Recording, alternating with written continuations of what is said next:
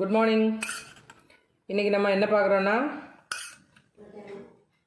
ஒரு ஆப்ப மாவில் எப்படி பணியாரம் சுடலான்னு. நாங்கள் இது பணியாரமாக சுடலை, அது கூட வெங்காயம், தக்காளி, மிளகாய் எல்லாம் போட்டு தாளித்து அதை வந்து பணியாரக்கல்லில் விட்டு அதுக்கு ஒரு கார சட்னி வச்சு சாப்பிட போகிறோம். இப்போ அது மாவு எப்படி ஊற்றுறேன்னு சொல்லி பாருங்கள்.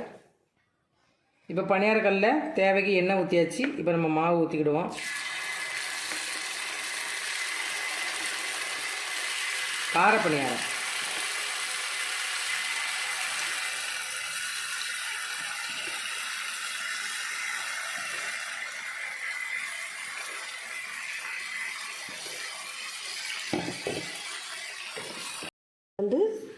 இது வந்து கார சட்னி, பணியாரத்துக்கு கார சட்னி தொட்டு சாப்பிட டேஸ்ட்டாக இருக்கும். இப்போ வந்து நான் தக்காளியை சுட்டு பிசைஞ்சு வச்சுருக்கேன். இப்போ உப்பு, தேவைக்கு உப்பு போடுவேன். அப்புறமா உள்ளியும் பூண்டும் நச்சு வச்சுருக்கேன்.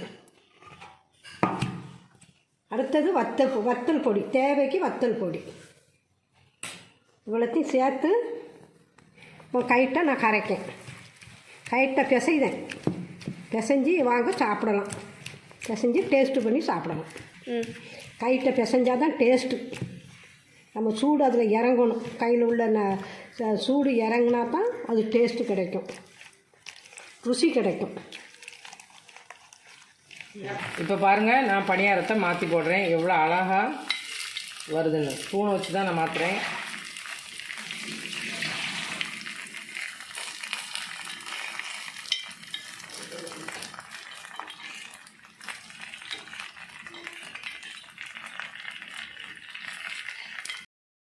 அப்போ தான் பணியாரம் சுடுறதை பார்த்தோமா.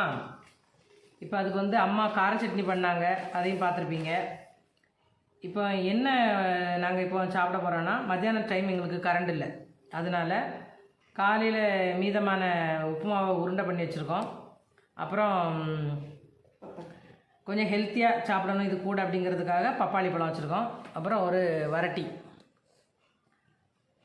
அப்புறம் பழம், இது மாம்பழம், எவ்வளோ இருக்கும்.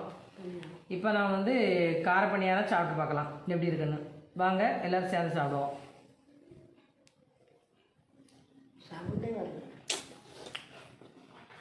நல்லா இருக்குது, வித்தியாசமான டேஸ்ட்டில் நல்லா காரசாரமாக கார பணியாரம் சூப்பராக இருக்குது.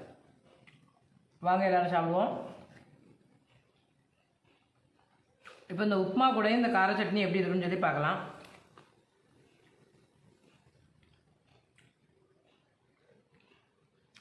அதுவும் வித்தியாசமாக நல்லாயிருக்கு.